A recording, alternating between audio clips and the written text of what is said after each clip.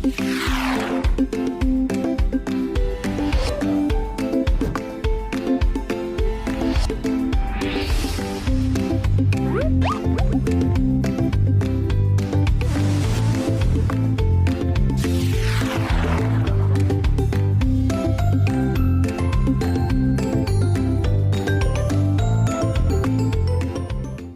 अक्सर आपने ईद के आते ही ईद के बारे में वॉलपेपर्स, ईद की विशेस, ईद की कोट्स सर्च करना स्टार्ट कर देते होंगे।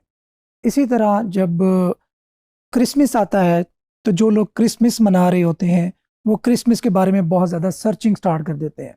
क्रिसमस के गिफ्ट्स, क्रिसमस के जो भी क्लॉथिंग होती है या जो भी सूट्स होते हैं जो कि अकॉर्डिंगली उनके होते होंगे, तो उनके बारे में जो सर्चिंग है वो बढ़ जाती है। इसी तरह जब न्यू ईयर आता है तो हैप्पी न्यू ईयर के जो कोट्स होते हैं, विशेस होती हैं, गिफ्ट्स होते हैं, कि इस तरह की जो रिलेटेड सर्चेज हैं वो गूगल पर और इस तरह के दूसरे सर्च इंजन पर बहुत ज़्यादा बढ़ जाती हैं। अच्छा, जब किसी भी स्पेसिफिक इवेंट के लिहाज से सर्चेज उस पर बढ़ जाएं तो वो एक अपॉर्चुनिटी क्रिएट करती हैं फॉर ब्लॉगर्स। ब्लॉगर्स क्या करते हैं, किसी भी एक इवेंट पर वेबसाइट बनाते हैं, उस पर रैंक करते हैं। चूंकि इवेंट आने पर उस पर ट्रैफिक बहुत ज़्यादा एक्सपोनेंशियली ग्रो होती है और ट्रैफिक वेबसाइट पे आने के चांसेस भी उसी हिसाब से बढ़ जाते हैं और सिंगल डे में रेवेन्यू बढ़ने के चांसेस भी उसी हिसाब से इंक्रीज हो जाते हैं। 2016 में मेरे बारे में एक ऐसी ही स्टोरी वायरल हुई थी जो कि इवेंट ब्लॉगिंग के बारे में थी। उसमें क्या हुआ था कि एक ही दिन में $5,000 अर्न किए। ये बात है आज से तकरीबन 2016 की, काफ़ी साल पहले की। तो उस वक्त की जो स्टोरी थी वो इसी टॉपिक पे थी कि इवेंट ब्लॉगिंग के ज़रिए किस तरह एक नौजवान ने $5,000 से ज़्यादा रेवेन्यू जनरेट किया in a single day. So event blogging की बात आती है तो इसमें बहुत बहुत पोटेंशियल है और इसके अंदर बहुत ग्रो करने के चांसेस भी मौजूद होते हैं। बहुत सारे ऑप्शन हमारे सामने मौजूद हैं। अगर हम इवेंट्स की लिस्ट बनाना शुरू करें, अगर आप इस वीडियो को यहीं पे पॉज करें और ख़ुद ही इसके बारे में सोचना शुरू करें कि दुनिया में कितने इवेंट्स हो रहे हैं और उन पे किस तरीके से ब्लॉगिंग की जा सकती है, तो आपके माइंड में बहुत ज़्यादा आइडियाज़ आएंगे। अगर हम इवेंट ब्लॉगिंग में न्यू ईयर की बात करें तो हैप्पी न्यू ईयर हर साल के आगाज़ वहीं से होता है। अगर हम रमज़ान शरीफ में बात करें तो रमज़ान शरीफ में जो रमज़ान की टाइमिंग है, सहरी और अफ्तारी के औकात हैं, उसके बारे में सर्चेस बहुत ज़्यादा बढ़ जाती हैं। इसी तरह प्रेयर टाइमिंग्स, हम तो खैर पाकिस्तान में रहते हैं, यहाँ पे बहुत आसान है, हर तरफ से आज़ानें हो रही होती हैं, तो नमाज के औकात जानने में हमें किसी किस्म की कोई दुश्वारी पेश नहीं आती, अल्हम्दुलिल्लाह। लेकिन आप एक ऐसे मुल्क के बारे में सोचें जहाँ पे बहुत ज़्यादा आज़ानें नहीं होती, आज़ानों की आवाज़ नहीं आती। वहाँ पे लोगों को रिलाय करना पड़ता है, इंटरनेट पे सर्च करना पड़ता है कि प्रेयर टाइमिंग्स क्या होंगी। उनको फजर की टाइमिंग भी मालूम करनी पड़ती हैं, इसी तरह ज़ोहर की और पाँचों वक्त की जो नमाज है उनकी टाइमिंग के लिए उनको रिलाय करना पड़ता है ऑनलाइन ऐप्स पे या वेबसाइट पे या टूल्स पे। इसी तरीके से आगे आए 14 फरवरी एक इवेंट है। इसी तरह आगे आए तो ईद की जो औकात हैं, ईद पे बहुत ज़्यादा विशेस की, वॉलपेपर्स की जो एक्सचेंजेस हैं वो बढ़ जाती हैं।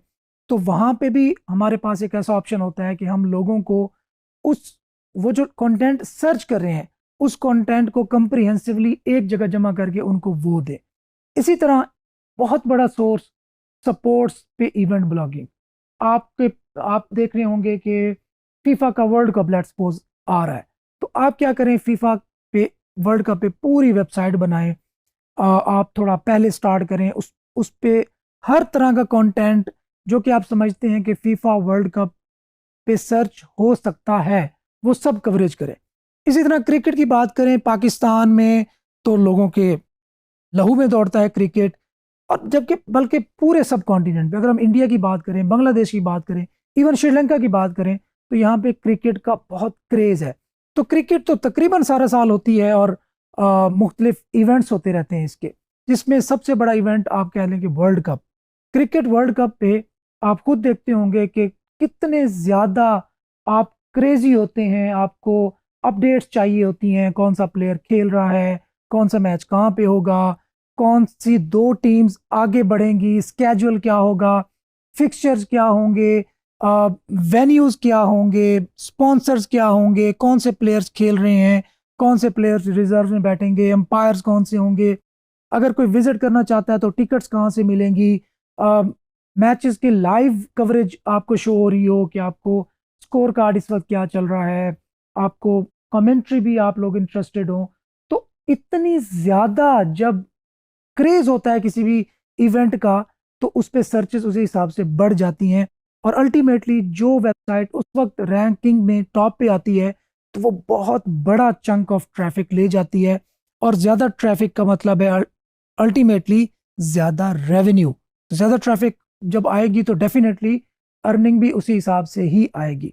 तो ये बेसिक सा कॉन्सेप्ट है इवेंट ब्लॉगिंग का कि आपने एक गेस किया कि एक स्पेसिफिक टाइम पे एक स्पेसिफिक इवेंट होने जा रहा है इतने अरसे बाद, और उससे आप कम अज़ कम, मैं तो आपको ये सजेस्ट करूंगा कि मिनिमम 6 मंथ्स बिफोर इवेंट आप अपना ब्लॉग सेटअप करें और अपना काम स्टार्ट कर दें।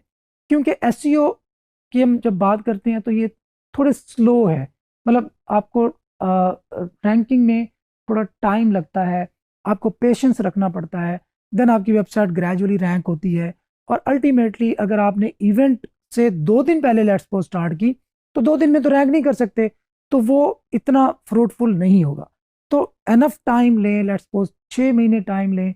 अब इवेंट्स के बारे में बात होती है तो आपको ये भी पता होना चाहिए कि कौन से इवेंट में कितना पोटेंशियल है।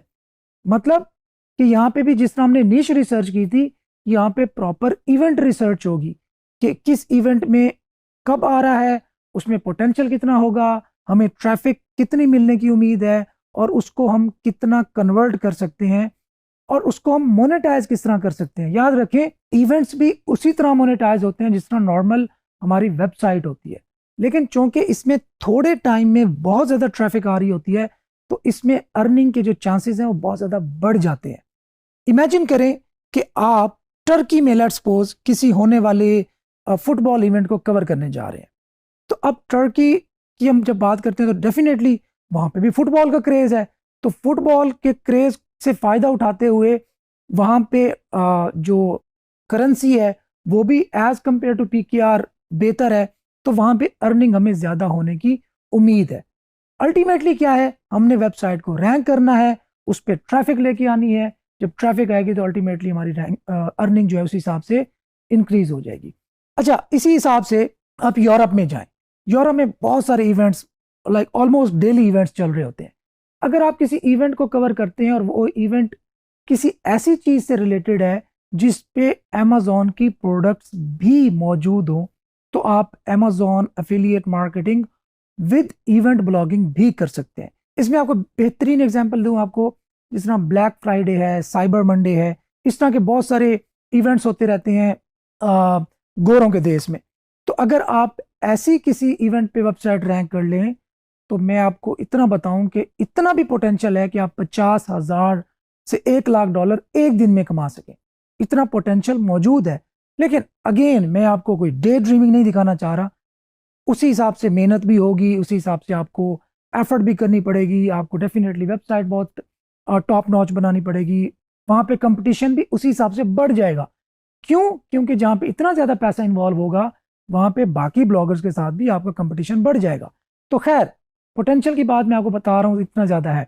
इसी तरह आप दुनिया में बहुत सारे अवार्ड्स होते हैं, दुनिया में बहुत सारे एंटरटेनमेंट इंडस्ट्री में बहुत कुछ हो रहा होता है, तो वहाँ पे भी इवेंट ब्लॉगिंग करने का चांसेस बहुत ब्राइट होते हैं।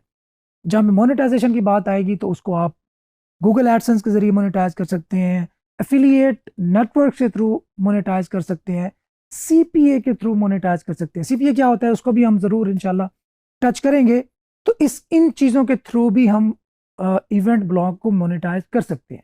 सो रिसर्च एन इवेंट कि जो तकरीबन कम से कम 6 महीने बाद होने जा रहा है, उस पर रिसर्च करनी है, उस पर एक ब्लॉग सेटअप करना है, उस पर कंटेंट डालना है जो कि उस वक्त सर्च होगा।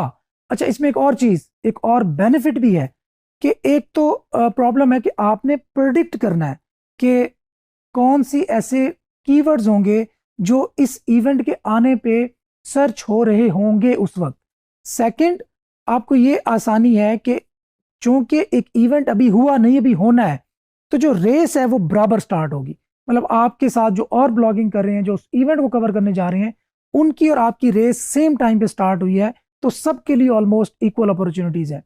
हाँ, हम यहाँ पे उन लोगों को एक्सक्लूड कर देते हैं जो कि स्टैब्लिश्ड ब्रांड्स हैं, जिनमें न्यूज़ शामिल है, जिसमें इस तरह के बड़े बड़े ब्रांड शामिल हैं। खैर, उनके साथ तो हमने कम्पीट करना ही करना है, लेकिन खैर हमारे जैसे जो ब्लॉग्स होंगे उनके साथ हमारा जो जर्नी है वो तकरीबन ऑलमोस्ट सेम स्टार्ट होगा। अच्छा, इसमें एक और ऑप्शन भी होता है, आपके माइंड में ये भी आ सकता है कि यार अच्छा, T20 world cup let's suppose हुआ 2025 में, तो अब वो खत्म हो गया तो हमारा जर्नी खत्म। तो ऐसा नहीं है। जब आपकी वेबसाइट रैंक हो चुकी है, तो अब आप उस वेबसाइट को एज अ रेगुलर ब्लॉग में भी कन्वर्ट कर सकते हैं। अब क्रिकेट पे आपकी वेबसाइट रैंक हुई है, इवेंट पे आपकी वेबसाइट रैंक हुई है, तो उस वेबसाइट की रैंकिंग को आप फर्दर क्रिकेट के इवेंट्स को कवर करके उसमें कन्वर्ट कर सकते हैं, और जो इवेंट ब्लॉग था उसको आप रेगुलर ब्लॉग में कन्वर्ट कर सकते हैं। आप उसको फ्लिप भी कर सकते हैं, आप उसको बेच भी सकते हैं, आप उसको रेगुलर ब्लॉग भी बना सकते हैं, और आप उसी जर्नी को आप कंटिन्यू भी रख सकते हैं। तो खैर, बहुत सारे ऑप्शंस हैं, उसको यूटिलाइज करने के बहुत सारे वेज भी मौजूद है। तो ये बेसिक आपका आइडिया था कि इवेंट ब्लॉगिंग क्या होती है। हम ग्रेजुअली इसके बारे में थोड़ा इन डेप्थ भी देखेंगे, और इसका ब्लॉग कैसे सेटअप करना है, इसकी निश रिसर्च कैसे करनी है।